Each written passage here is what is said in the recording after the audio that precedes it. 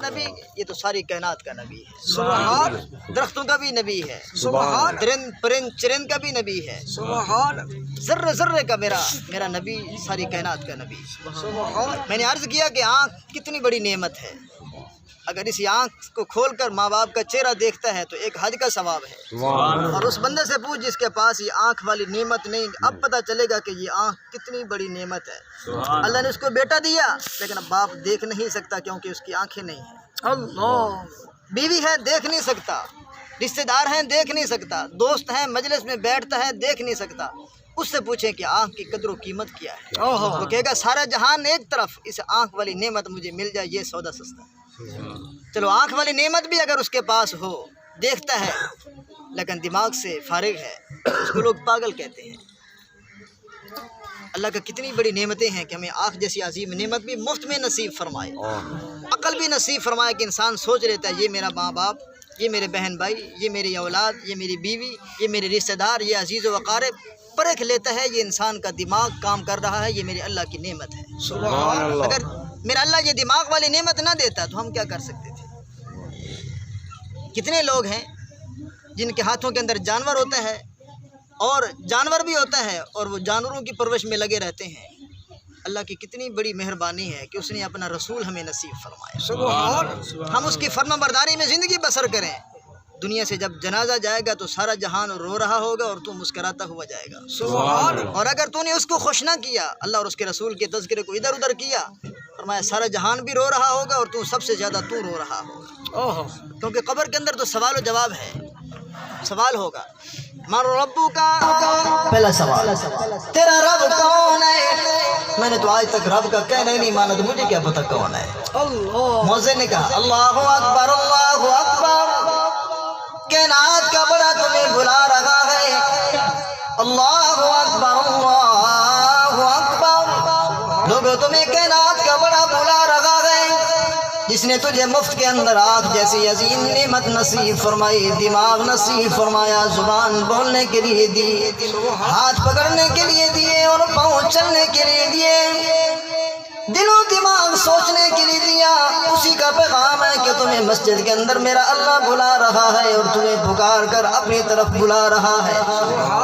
ہمیں تو پتہ ہی نہ چلا یہ کہنے والا کیا کہہ رہا ہے، جب اس کی سنی نہیں تو قبر میں پوچھا جائے گا من ربو کا، تیرا رب کون ہے؟ اگر کسی کا حکم مانے نہیں تو پتہ ہی نہیں چلے گا کون ہے میرا رب، میں کیا جواب دوں؟ دوسرا سوال ہوگا ماں دینوں کا، تیرا دین کیا ہے؟ یہ تو ہم اپنے چند لوگ بیٹھے ہیں، یہ سوال ابھی بھی مجھ سے کوئی کرے کہ تیرا دین کیا ہے تو مجھے تو نہیں آئے گا، قبر میں تو سوال کا جواب دینا پڑے گا۔ حضور نے کتنی کرم نوازی فرمائی، وہ بتا کر گئے ہیں کہ میاں سوال یہ تین ہوں گے، ان تینوں سوالوں کی تیاری کریں۔ کوئی اگر دنیا کی تعلیم والا یہاں موجود ہو تو وہ سمجھ سکتا ہے، اگر کوئی بندہ کہے کہ میاں فلاں سوال آئے گا اس کی تیاری کر لے، کل یہ سوال بھی ہوگا اس کی تیاری کر لے، تو یہ آسان ہے اس کی تیاری کرنا، پتہ ہی نہیں ہے کہ سوال کیا ہوگا اور اس کا جواب کیا ہوگا، یہ تو اور مشکل کام ہے۔ حضور نے فرمایا یہ سوال ہوگا من ربو کا، تیرا رب کون ہے؟ تو ہمیں پتہ ہے ہمارا رب کون ہے، بلند آواز سے کہیں ربی اللہ، جس نے تیاری کی وہ کہے گا میرا رب تو وہ ہے جو ساری کائنات کا رب ہے۔ ألم تر أن الله يسبح له من في السماوات والأرض، میرا رب وہ ہے جو زمین و آسمان کا بھی مالک، والطير صافات، یہ جو پرندے ہواؤں کے اندر پروں کو پھیلا کر بھاگ رہے ہوتے ہیں، دوڑ رہے ہوتے ہیں، اڑ رہے ہوتے ہیں، یہ بھی اسی کی حمد و ثنا کرتے ہیں۔ کل قد علم صلاته وتسبیحا، وہ بھی تسبیح پڑھتے ہیں، سبحان اللہ الحمدللہ اللہ، یہ پرندے پڑھتے ہیں، یہ کوا پڑھتا ہے، یہ چڑیا پڑھتی ہے، یہ کبوتر پڑھتا ہے، یہ کیوں؟ پیدا کرنے والے کو ساری کائنات جانتی ہے، نہیں جانتا تو صرف انسان نہیں جانتا کہ یہ 5 وقت مؤذن جو کہہ رہا ہے اللہ اکبر، اسی نے بلایا کہ آؤ میرا حکم مانو، میرا نبی بھی یہی کام کر کے گیا ہے جو تمہیں پیغام دے کے جا رہا ہے، ذرہ ذرہ جانتا ہے اس کو، ایک نہیں جانتا تو انسان نہیں جانتا۔ یہ خبر کا سوال ہے کہ تیرا رب کون ہے، کیا جواب ہے؟ میرا رب اللہ ہے۔ اللہم مالک الملک، وہ اللہ ہے کون، اس کا تعارف کیا ہے؟ اللهم مالك الملك تؤتي الملك من تشاء وتنزع الملك ممن تشاء.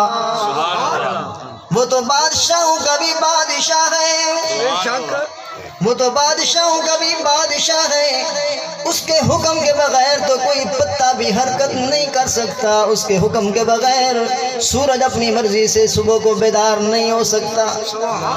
زمین و آسمان میں اسی کا حکم چلتا ہے، درخت اسی کا کہنا مانتے ہیں، پرندے اسی کا کہنا مانتے ہیں، یہ کیڑے مکوڑے اسی کا کہنا مانتے ہیں، یہ جانور اسی کا کہنا مانتے ہیں. اسی نے تو پیغام دیا جانوروں کو کہ تو نے میرے بندوں کو خالص دودھ دینا ہے. سبحان اللہ. اس کا تعارف دیکھیں. وَإِنَّ لَكُمْ فِي الْأَنْعَامِ لَعِبْرَةً. مجھے اور آپ کو سمجھانے کے لیے تو ایک گائے بھی کافی ہے، ایک بکری بھی کافی ہے، ایک بھینس بھی کافی ہے. اب بھینس کو سامنے رکھیں ذرا، کالے رنگ کا اس کا کلر، اللہ فرماتا ہے کالے رنگ کا اس کا کلر، پیٹ میں گوبر، اندر خون، جس چیز کو کھایا اس کا کلر سبز رنگ کا گھاس کھاتی ہے. کالا چمڑا بھی شامل نہیں ہونے دیا، لال رنگ کا خون بھی شامل نہیں ہونے دیا، گوبر کی بدبو بھی شامل نہیں ہونے دی، سبزہ بھی شامل نہیں ہونے دیا. ان کے درمیان کے اندر اللہ فرماتے ہیں نسقيكم مما في بطونه من بين فرث ودم لبنا خالصا. ادھر خون کھڑا ہے، ادھر گوبر کھڑی ہے، دونوں کے درمیان کے اندر سبز پتا کھا کر تیرے لیے سفید دودھ کا بندوبست کون کر رہا ہے؟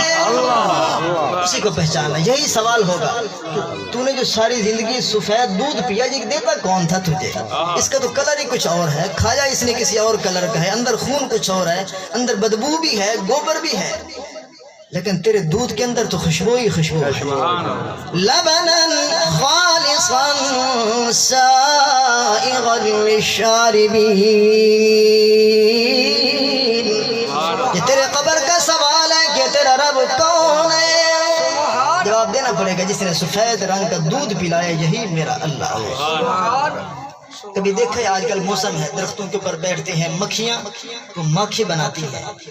یہ کون اس کو پیغام دیتا ہے کہ تو نے ماکھی بنانا ہے؟ اچھا وہ ماکھی کس کے لیے بناتی ہے؟ جانور کھاتے ہیں ماکھی کو؟ اللہ نے فرمایا وَأَوْحَى رَبُّكَ إِلَى النَّحْلِ أَنِ اتَّخِذِي مِنَ الْجِبَالِ بُيُوتًا.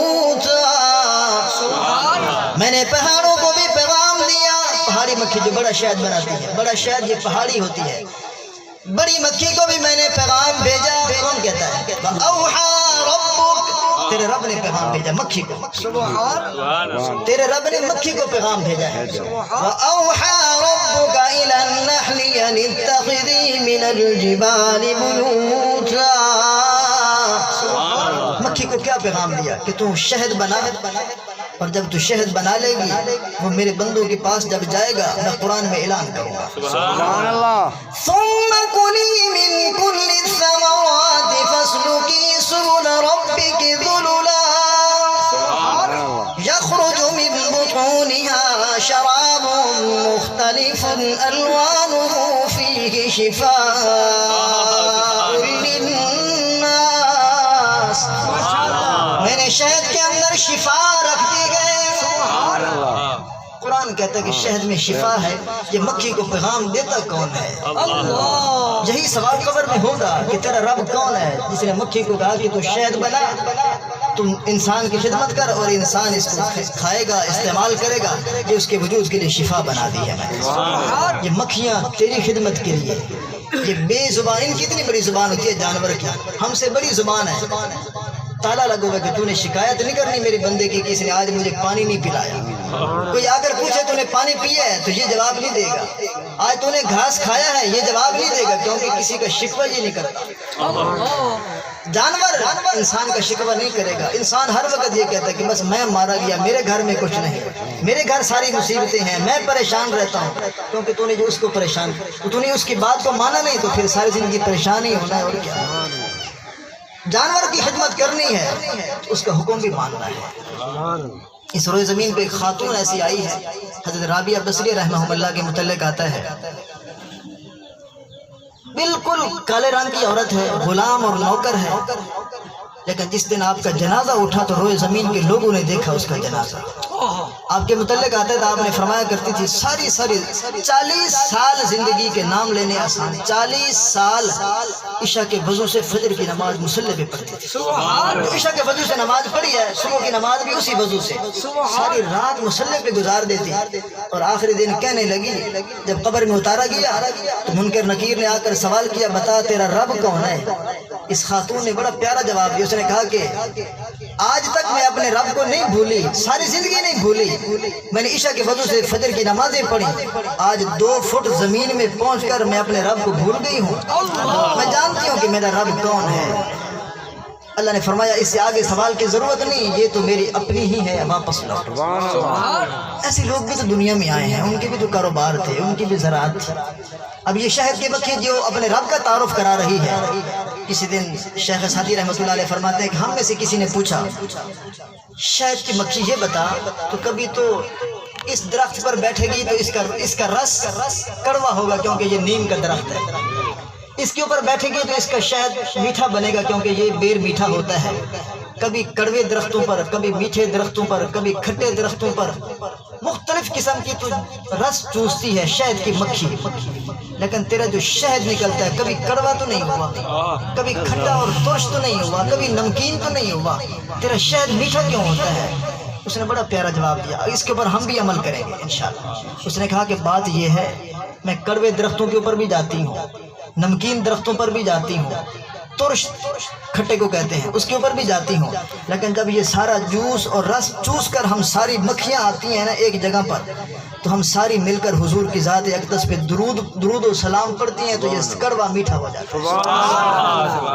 ہم بھی وہی وظیفہ بنا لیں جو شہد کی مکھیوں نے بنایا ہے۔ تو اللہ کے تعارف کے بعد قبر کے سوال بھی یہی ہے کہ تیرا رب کون؟ اس کا نام بتایا میرا رب اللہ ہے، پھر سوال ہوگا تیرا نبی کون؟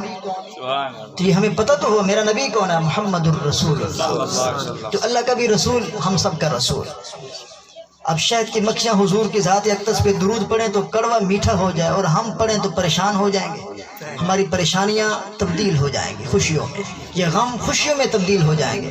ذرا پھر پڑھیں حضور کی ذات اقدس پہ درود و سلام، آپ پڑھیں صلی اللہ علیہ وسلم، ذرا بلند آواز سے پڑھیں صلی اللہ علیہ وسلم۔ شاعر نے بڑا پیارا جملہ بولا ہے حضور کی ذات اقدس پہ، یہ سر میرے اللہ نے بنایا ہے اپنے آگے جھکنے کے لیے کہ یہ میرے آگے جھک جائے پیشانیاں، اور یہ دل حضور کی محبت کے لیے بنا ہے۔ کس کی محبت کے لیے؟ بلند آواز سے حضور کی محبت۔ شاعر کہتا ہے سونے نبی دا پیارے نبی دا، آپ بھی ذرا پڑھیں سونے نبی دا پیارے نبی دا دل وچ قیام سونے نبی دا پیارے نبی دا دل وچ قیام سونے نبی دا دل وچ قیام پڑھدا خدا درود و سلام۔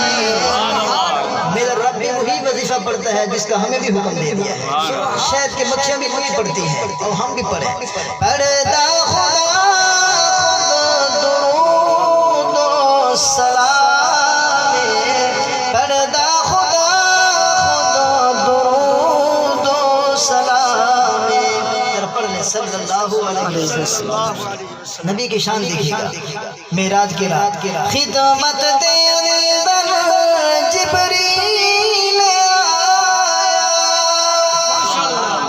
خدمت دے اندر جبریل آیا، عرش اولا تے رب نے بلایا، عرش اولا تے رب نے بلایا، رب دا حبیب میرے آقا میرے آپ کا نبی، رب دا حبیب سب نو وکھایا رب دا حبیب سب نو وکھایا خیر البشر دا اونچا مقام میرے نبی کی شان کتنا بلند و بالا کتنا بلند و بالا حضرت موسیٰ کلیم جب اللہ سے باتیں کرنے آتے تھے تو اللہ نے فرمایا جوتے مبارک اتارو زمین پہ کھڑے ہیں فرمایا جوتے مبارک اتارو یہ بڑی پاکیزہ جگہ ہے مسجد ہے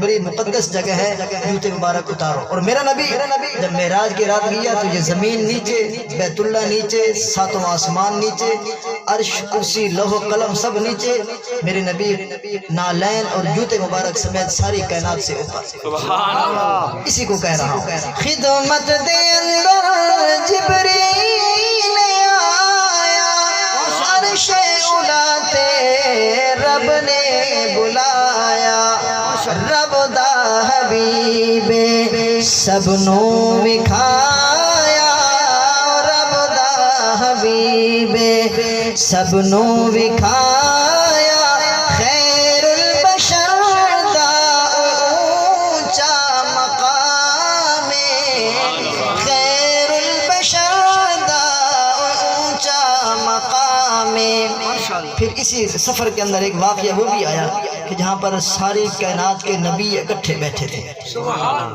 ان سب کی موجودگی میں میرا نبی آیا تو ہوا کیا آدم تو عیسیٰ سارے پیغمبر آپ تو بولتے نہیں بزرگوں کی فرمائش پہ پڑھ رہا ہوں کہ انہوں نے فرمایا کہ یہ کلام ضرور پڑھنا ہے حضور کی نعت مبارک بلند آواز سے کہیں سبحان اللہ اور بلند آواز سے سبحان اللہ جس کا دل حضور کی تعریف سن کے خوش ہوتا ہے وہ بلند آواز سے کہیں آدم تو عیسیٰ سارے پیغمبر پیچھے کھڑے نے اوے اقصا دے اندر پیچھے کھڑے نے اوے اقصا دے اندر من لئی امامت اللہ اکبر من لئی امامت اللہ اکبر نبی یاد صفودا چنیا امام بیت المقدس میں جب میرے آقا تشریف لائے تو سارے نبی پہلے سے موجود بیٹھے تھے حضرت آدم علیہ السلام سے لے کر حضرت عیسیٰ روح اللہ تک سارے نبی بیٹھے ہیں جب یہ آیا تو فرمایا مصلی تمہارے سپرد یہ مقتدی بنے گے تو سب کا امام بنے گا اسی کو شاعر نے کہا ہے آدم تو عیسیٰ سارے پیغمبر پیچھے کھڑے نے اوے اقصا دے اندر من لئی امامت اللہ اکبر نبی یاد صفودا چنیا امام نبی یاد صفودا چنیا امام نبی کی شان اتنی بلند و بالا کہ سارے نبی مقتدی اور یہ سب کا امام اخلاق طائف دلوں گا پتھر مسائے طائف کے لوگوں نے حضور کو پتھر مارے یہ کہتا کہ سجدہ صرف اسی کو کرنا ہے اور ہم نے تو ہر جگہ پر کرنا ہے یہی اختلاف یہی ہے حضور فرماتے ہیں سجدہ کس کو کرنا ہے اللہ کو کیونکہ دیا جو سب کچھ اسی نے ہے جو سب کچھ اسی کا تو سجدہ بھی تو اسی کا حق بنتا ہے اور یہ طائف کے لوگ کہتے ہیں نہیں یہ سارے ہمیں دینے والے ہیں اور سارے ہمارے خدا ہیں بت لیکن نبی کی اس بات پر لوگوں نے کیا کیا طائف دلوں گا پتھر وسائے پنڈا لہو وچ بھگیا پیا ہے زخماں دے بدلے دیندا دعائے زخماں دے بدلے دیندا دعائے پھلاں دی بارش اس دا کلام پھلاں دی بارش اس دا کلام شاید سمجھ میں نہ آئے کہ میرے نبی کی شان کتنی بلند و بالا کسی کی حکومت اس ملک پر دوسرے ملک پر میرے نبی یہاں بیٹھ کر چاند کے 2 ٹکڑے کرتا ہے انگلی کے اشارے سے چند دے او ٹوٹے کر کے بکھائے سورج نو واپس موڑ لے آئے پانی دا برتن. ایک دن حضور کے صحابہ نے عرض کی اللہ کے نبی آج پانی نہیں ہے پینے کو. سفر میں تھے. کتنے ہیں؟ 1400 صحابہ. حضور نے فرمایا کچھ بھی نہیں. فرمایا کہ چند قطرے ہیں ایک پیالے میں. فرمایا وہ لے آؤ. چند قطرے پانی کے لے آئے. حضور نے اپنی انگلی مبارک اسی میں رکھی. اسی کو شاعر نے کہا کہ یہ چند قطرے کتنا پانی بنا. چند دے ٹوٹے کر کے بھی کھائے سورج نو واپس موڑ لے آئے پانی دا برتن. پانی دا برتن چشمہ بنائے پانی دا برتن چشمہ بنائے ساقی کوثر پلاوے او جامے ساقی پلاوے او کوثر دا جامے. یہ قبر میں سوال ہوگا کہ تیرا نبی کون؟ تو کیا جواب ہے؟ محمد الرسول اللہ. تیرا رب کون؟ اس کا تعارف. بس یہی ذہن میں رکھے کہ یہ بھینس سے سفید دودھ نکالنے والا وہ، شہد سے مکھیوں کے اندر سے شہد نکالنے والا وہ. آسان لفظ میں یہی ٹھیک ہے. اور حضور کا تعارف کہ ساری کائنات جانتی ہے. آسمان کا سورج اور چاند بھی میرے نبی کا کہنا مانتا ہے. اب میری اور آپ کی مرضی. کہنا مانیں گے تو کامیاب ہو جائیں گے، نہیں مانیں گے تو جنہوں نے نہیں مانا وہ ناکام ہوئے ہیں. تیسرا سوال قبر میں ہوگا کہ تیرا دین کیا ہے؟ کوئی جواب دین اسلام ہے. اور یہ اتنا مبارک دین ہے جس نے آ کر بتایا کہ یہ تیرے ماں باپ ان کی یہ شان ہے، یہ تیری بیٹی اس کی یہ شان ہے، یہ تیری بہن اس کی یہ شان ہے، بڑے کا یہ ادب ہے، چھوٹے کے اوپر یہ شفقت ہے. یہ 3 سوال تو قبر میں ہونے ہیں. ہم ان 3 سوالوں کی تیاری کر لیں اور کسی چیز کی تیاری نہ کریں. ان 3 سوالوں کے اندر تو نماز کا حکم بھی ہے. ان 3 سوالوں کے اندر تو قرآن پاک کی تلاوت کا حکم بھی ہے. بڑے سے بات کرنے کا طریقے کا بھی پتہ چلے گا، چھوٹے سے شفقت کا طریقہ بھی پتہ چلے گا. کب؟ جب ان 3 سوالوں کی ہم تیاری کریں. اللہ رب العزت مجھے اور آپ کو حضور علیہ السلام کے نقش قدم پر چلنے کی توفیق نصیب فرمائے. جو کچھ کہا سنا اللہ عمل کی توفیق نصیب فرمائے. اس مرحومہ کے اصال و ثواب پر میں اور آپ جمع ہے. اللہ کریم ان کی بخشش فرمائے.